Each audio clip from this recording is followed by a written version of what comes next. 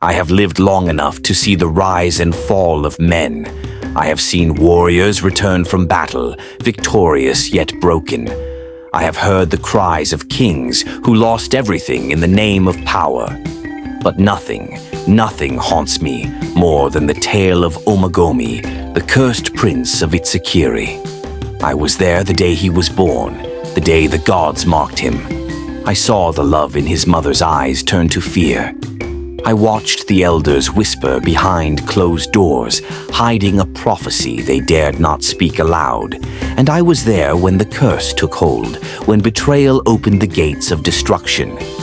This is the story of the prince who was destined for greatness, but doomed by fate. And even now, when the wind carries the sound of distant drums, when the river's current turns restless beneath the full moon, I wonder, does his spirit still walk among us? In the heart of Wari, where the great rivers kiss the ocean, the kingdom of Itsekiri thrived under the rule of King Omorodion. He was a just ruler, feared by his enemies and loved by his people. His warriors were strong, his wealth unmatched, but for many years he had no heir. The priests and priestesses made sacrifices, offering kola nuts, palm wine, and the blood of white goats. Yet, the gods remained silent. His wives prayed to Olokun, goddess of the sea, but the waters gave no answer. Some whispered that the king was cursed, that his throne would die with him. Then, on the night the storm came, everything changed. That night, the winds howled like restless spirits. The sea raged against the shores, and lightning split the heavens. The trees bent and swayed violently, as though bowing to an unseen force. Even the animals in the forests cowered in their burrows, sensing that something unnatural was at work. Inside the royal palace, the queen, Oritsima, groaned in labor, her body trembling with exhaustion. The midwives rushed about, their faces damp with sweat, whispering hurried prayers to the gods. The air in the chamber was thick with incense, but it did little to mask the unease that settled over them. Then, in the dead of night, as thunder roared and the sky wept, Omaghomi was born. A heavy silence fell over the chamber. The midwives gasped, some crossing their arms over their chests in silent prayers of protection.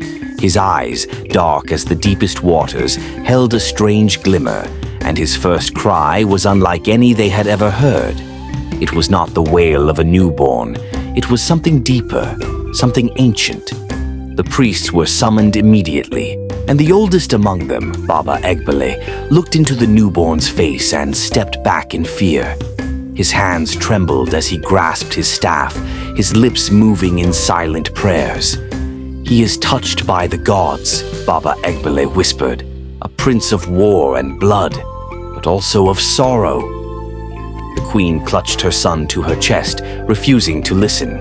But the elders knew this child was both a blessing and a curse. That night, the storm calmed, but the whispers began. From his earliest years, Omaghomi was unlike other children. He walked before he was one, his tiny hands reaching for the hilt of a wooden sword before he could speak. While other children played in the sand, he sat near the ocean, staring into the endless horizon, as if waiting for something, or someone, to emerge from the waves. The palace elders often found him alone, whispering to the wind, as though speaking to unseen spirits. His mother, Queen Oritsima, watched with unease. She loved him fiercely, but she could not ignore the way shadows seemed to cling to him, even under the brightest sun. His father, King Omorodion, dismissed the whispers of the palace servants. "The gods have sent me a warrior," he declared proudly. And so he trained Omaghomi himself, teaching him the art of war, the strategies of battle, and the wisdom of a ruler. By the time Omaghomi was 15, he had bested all the warriors in the king's guard. By 18, he led his first battle and won. He had the heart of a lion, the speed of a leopard, and the mind of a strategist. His victories were many, and his people sang songs of his name. But The priests watched him with wary eyes. His strength was great, but so was his anger. He had inherited his father's courage, but also his mother's stormy spirit. The prophecy of his birth loomed over him like a shadow that refused to fade. Despite his strength, there was one thing Omaghomi loved more than war: Ebeji, the daughter of the chief priest. She was beautiful, her voice like the wind through the palm trees, her laughter like the bubbling of the river. Her eyes held a wisdom beyond her years, and when she spoke, even the elders listened. Their love was forbidden, for she was a priestess, bound to the gods. She had been chosen from birth to serve in the sacred temple, her life devoted to the divine. But love does not bend to rules. They met in secret beneath the moonlight, their hands entwined, their whispered promises carried away by the ocean breeze. "I will make you my queen," Omaghomi vowed. "But the gods have chosen me," Ebeji murmured, sorrow in her voice. "The gods do not rule my fate," Omaghomi said. "I do." But fate is not so easily defied. Ebeji, too, began to see omens, a vulture circling her window at night, the whisper of voices in the wind, a dream of blood on white sands. She told Omaghomi, but he dismissed it. "I am not afraid of omens," he said. "They are only stories." But stories, as the old ones say, have power. When word reached Baba Egbele, the chief priest, he was enraged. "You have defied the gods," he thundered. "You have brought doom upon this kingdom." Ebeji, trembling, pleaded for mercy, but the gods had already spoken.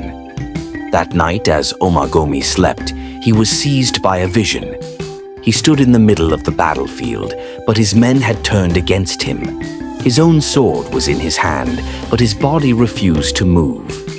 Then he heard a whisper, Ebeji's voice, but twisted, dark, full of sorrow. "They have betrayed you." He awoke with a start, his heart pounding. He did not know that betrayal was already in motion. That very night, the chiefs gathered in secret. They had long feared Omaghomi's power. His ambition burned too brightly, and now, with the gods against him, he was a danger to them all. They convinced the king that Omaghomi must be stopped before he brought ruin upon the land. And so, the trap was set. The next morning, Omaghomi was summoned to the palace. He walked into the great hall, unaware of the danger that lurked in the shadows. As he knelt before his father, a sharp pain struck his back, an assassin's blade. He turned, gasping, but saw only familiar faces, his own people, his own blood. The king, his own father, stood silent, his face carved from stone. "The gods have spoken," he said at last. "You must be cast out, lest our kingdom suffer." Omaghomi fled into the wilderness, wounded, betrayed, cursed. Some say he became a ghost, haunting the rivers. Others say he sought revenge. But the elders of Itsekiri tell a different tale. They say that on the night of his banishment, a great storm rose from the sea, and in the heart of the storm, a single voice could be heard, Omaghomi's curse. "No throne shall rest easy in Itsekiri. No crown shall sit without blood. You have cast me out, but you will never know peace." And so it was.